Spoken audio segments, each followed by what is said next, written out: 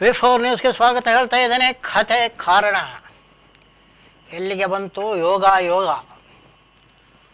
ವಿ4 ನ್ಯೂಸ್ಗೆ 19ನೇ ವರ್ಷವಾಗ್ತಿದ್ದು. ಹರೆಯದ ಕಾಲ.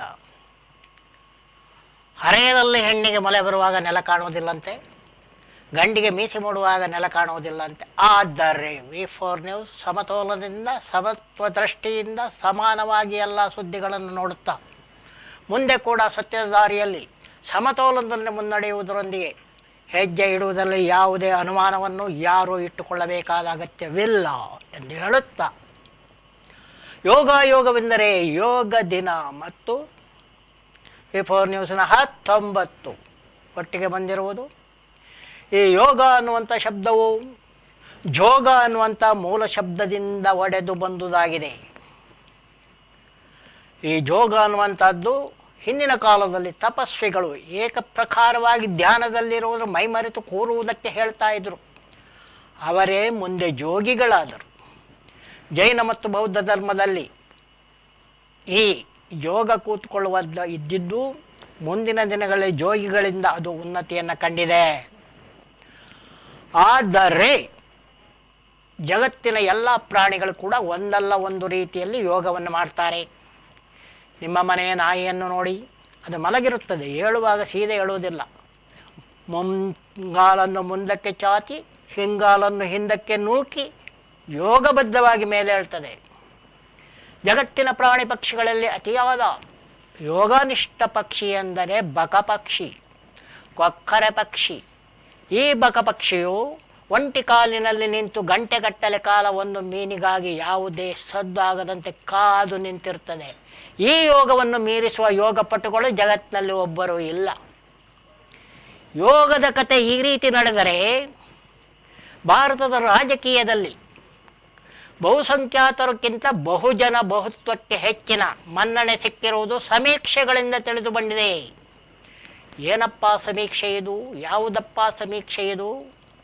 ಒಂದು ದೇಶದಲ್ಲಿ ಬಹುಸಂಖ್ಯಾತರಾಗಿರುವ ಧರ್ಮಕ್ಕೆ ಮುಮ್ಮಣೆ ಹಾಕಬೇಕು, ಮೊದಲ ಅವರ ಮಾತಿಗೆ ಮನ್ನಣೆ ಇರಬೇಕು, ಅವರ ಮಾತೇ ನಡೆಯಬೇಕು ಅನ್ನುವಂಥ ವಾದ 2014ರಲ್ಲಿ ಬಹು ಜೋರಾಗಿತ್ತು.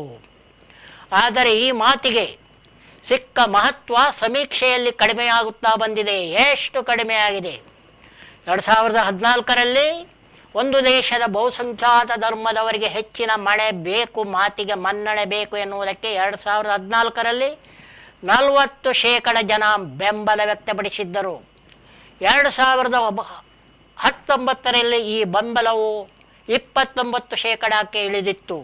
2024ರಲ್ಲಿ ಈ ಬೆಂಬಲವು ಬರೀ 21ಕ್ಕೆ ಇಳಿದು ಹೋಗಿದೆ. ಹೀಗಾಗಿ ಬಹುಸಂಖ್ಯಾತ ಎನ್ನುವುದಕ್ಕಿಂತ ದೇಶದ ಬಹುತ್ವ ಮತ್ತು ಸಂವಿಧಾನಕ್ಕೆ ಮೊದಲ ಮಣೆಯನ್ನು ಕೊಡಬೇಕು ಅನ್ನುವಂಥದ್ದು ಬಹುಜನರ ಅಭಿಪ್ರಾಯವಾಗಿದೆ ಎನ್ನುವುದು ಇದರಿಂದ ತಿಳಿದು ಬರುತ್ತದೆ. ಅಷ್ಟೇ ಅಲ್ಲ, 10 ವರ್ಷಗಳಲ್ಲಿ ಮೋದಿಯವರು ಮಾಡಿದ ಕೆಲಸಗಳಲ್ಲಿ ಯಾವುದು ನಿಮಗೆ ಹಿಡಿಸಿದೆ ಎನ್ನುವಂಥ ಪ್ರಶ್ನೆಗೆ ಸಮೀಕ್ಷೆಯಲ್ಲಿ ಏನು ಉತ್ತರ ಬಂದಿದೆ, ಅದಕ್ಕೆ ಎಷ್ಟು ಅಂಕ ಸಿಕ್ಕಿದೆ ಎಂದು ನೋಡುವಾಗ ಜನರು ಬರೇ ಒಂದು ದೇವರನ್ನು ಅಥವಾ ಒಂದು ಧರ್ಮವನ್ನು ಆಧರಿಸಿ ನಿಂತಿಲ್ಲ ಅನ್ನೋದು ಸ್ಪಷ್ಟಗೊಂಡಿದೆ.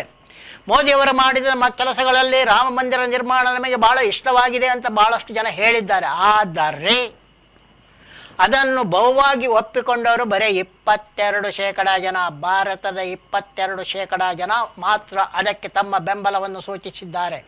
ಹಾಗಾಗಿ ದೇವ ಮಂದಿರ, ಮಸೀದಿ, ಇಗರ್ಜಿ ಇವನ್ನೆಲ್ಲ ಅವರವರ ಭಾವಕ್ಕೆ ಅವರವರ ತೆರನಾಗಿ ನೋಡಬೇಕು ಎನ್ನುವುದೇ ಈಗ ಇರುವಂಥ ಅತಿ ಮುಖ್ಯವಾದ ದೇಶೀಯ ಭಾವನೆ ಆಗಿದೆ. ದೇಶೀಯ ಭಾವನೆಯು ಸಂವಿಧಾನಕ್ಕೆ ಮಹತ್ವವನ್ನು ನೀಡಿದ್ದು, ಸಂವಿಧಾನ ಮೀರಿದ ಯಾವುದೇ ಕೆಲಸಗಳಿಗೆ ಇದರಿಂದ ಅನುಕೂಲ ಇಲ್ಲ ಅನ್ನುವಂಥದ್ದು ಜಮ್ಮು ಕಾಶ್ಮೀರದ ವಿಷಯದಲ್ಲಿಯೂ ಸ್ಪಷ್ಟವಾಗಿದೆ. ಜಮ್ಮು ಕಾಶ್ಮೀರವನ್ನು ವಿಭಜಿಸಿ ಜಮ್ಮು ಕಾಶ್ಮೀರದ ರಾಜ್ಯದ ಸ್ಥಾನಮಾನವನ್ನು ಮೋದಿಯವರ ಸರ್ಕಾರ ಕಿತ್ತುಕೊಂಡಿತ್ತು. ಆದರೆ ಅದರಿಂದ ಜಮ್ಮು ಕಾಶ್ಮೀರದ ಯಾವುದೇ ಸಮಸ್ಯೆಗಳು ಬಗೆಹರಿದಿಲ್ಲ. ಅಷ್ಟೇ ಅಲ್ಲ, ಜಮ್ಮು ಕಾಶ್ಮೀರದ ಚುನಾವಣೆಯಲ್ಲಿ ಕೂಡ ಬಿಜೆಪಿಗೆ ಏಕಪಕ್ಷೀಯವಾಗಿ ಗೆಲ್ಲಲು ಯಾವುದೇ ರೀತಿಯಲ್ಲಿ ಅನುಕೂಲವಾಗಿಲ್ಲವಾದ್ದರಿಂದ ಈಗ ಮತ್ತೆ ಮೋದಿಯವರು ಜಮ್ಮು ಕಾಶ್ಮೀರಕ್ಕೆ ರಾಜ್ಯದ ಸ್ಥಾನಮಾನವನ್ನು ಮರಳಿಸುವುದಾಗಿ ಹೇಳಿದ್ದಾರೆ. ನಿನ್ನೆ ತಾನೇ ನಲಂದಾದಲ್ಲಿ, ಬಿಹಾರ ರಾಜ್ಯದ ನಲಂದಾ ಜಿಲ್ಲೆ ರಾಜ್ಗಿರ್ನಲ್ಲಿ ನಲಂದಾ ವಿಶ್ವವಿದ್ಯಾಲಯವನ್ನು ಮರುಸ್ಥಾಪಿಸಿ ನಿಲ್ಲಿಸಲಾಗಿದೆ. ಇಲ್ಲಿ ಕೂಡ ಮೋದಿಯವರನ್ನು ಒಂದು ರೀತಿ ಬಿಹಾರದ ಮುಖ್ಯಮಂತ್ರಿ ನಿತೀಶ್ ಕುಮಾರ್ ಅವರು ಕೌಚಿ ಹಾಕಿದ್ದಾರೆ. ಯಾಗಪ್ಪ ಕೌಚಿ ಹಾಕಿದರು? ಮೋದಿಯವರು ಉದ್ಘಾಟನಾ ಭಾಷಣ ಮಾಡುವುದಕ್ಕೆ ಮೊದಲೇ ಪ್ರಾಸ್ತಾವಿಕವಾಗಿ ಭಾಷಣ ಮಾಡಲು ಬಂದಂಥ ನಿತೀಶ್ ಕುಮಾರ್ ಅವರು ನಮ್ಮ ಮೋದಿಯವರು ನಲಂದಾ ವಿಶ್ವವಿದ್ಯಾಲಯ ಉದ್ಘಾಟನೆ ಮಾಡಲು ಬಂದವರು ಮಾತ್ರ ಅಂತ ಹೇಳಿ ಸ್ಪಷ್ಟವಾಗಿ ಹೇಳಿ ಇದರ ಸ್ಥಾಪನೆ ಹೇಗಾಯಿತು ಅನ್ನೋದನ್ನು ಹೇಳಿದಾಗ ಅದರ ಸಂಪೂರ್ಣ ಕ್ರೆಡಿಟನ್ನು ಆಗಿನ ಮನಮೋಹನ್ ಸಿಂಗ್ ಪ್ರಧಾನಿಯಾಗಿದ್ದ ಸರಕಾರಕ್ಕೆ ಮತ್ತು ಬಿಹಾರದ ತನ್ನರ ಸರಕಾರಕ್ಕೆ ನೀಡಿಕೊಂಡಿದ್ದಾರೆ. ಬಿಹಾರದ ನನ್ನ ಸರಕಾರ ಮತ್ತು ಕೇಂದ್ರದ ಕಾಂಗ್ರೆಸ್ UPA ಸರಕಾರದ ಪ್ರಯತ್ನದಿಂದ ಮತ್ತೆ ನಲಂದಾ ವಿಶ್ವವಿದ್ಯಾಲಯ ಆಗಿದೆ ಅಂತ, ಹಾಗೂ ಮನಮೋಹನ್ ಸಿಂಗ್ರವರ ಹೆಸರನ್ನು, ಅಬ್ದುಲ್ ಕಲಾಂ ಅವರ ಹೆಸರನ್ನು ಮೊದಲಾದ ಹೆಸರುಗಳನ್ನು ಹೇಳಿ ಪ್ರಾಸ್ತಾವಿಕವಾಗಿ ನಿತೀಶ್ ಕುಮಾರ್ ಮಾತನಾಡುತ್ತಾ ಹೋದಂತೆ ಉದ್ಘಾಟನೆಗೆ ಬಂದಿದ್ದ ಪ್ರಧಾನಿ ಮೋದಿಯವರು ಬೆಪ್ಪಾಗಿ ಹೋಗಿದ್ದರು. ಹಾಗಾಗಿ ಒಂದೊಂದು ಕಾಲ ಒಬ್ಬೊಬ್ಬರಿಗೆ ಒಂದೊಂದು ಕಾಲ ಅಂತ ರಾಜಕೀಯದಲ್ಲಿ ಹೇಳುವುದು ಇದಕ್ಕೆ. ಯಾರಿಗೆ ಯಾವಾಗ ಅವಕಾಶ ಬರುತ್ತೆ. ಯಾಕಂದರೆ ಇತ್ತೀಚೆಗೆ ಕೇಂದ್ರದಲ್ಲಿ NDA ಸರ್ಕಾರ ಸ್ಥಾಪನೆಯಾದಾಗ ಅತಿ ಮುಖ್ಯ ಮಿತ್ರ ಪಕ್ಷಗಳಾಗಿರುವ ತೆಲುಗುದೇಶಂ ಮತ್ತು JDUಗಳಿಗೆ ಸರಿಯಾದ ಮಹತ್ವವನ್ನು ನೀಡಲು ಮೋದಿಯವರು ಹಿನ್ನಡೆ ಹಾಕಿದ್ದಾರೆ.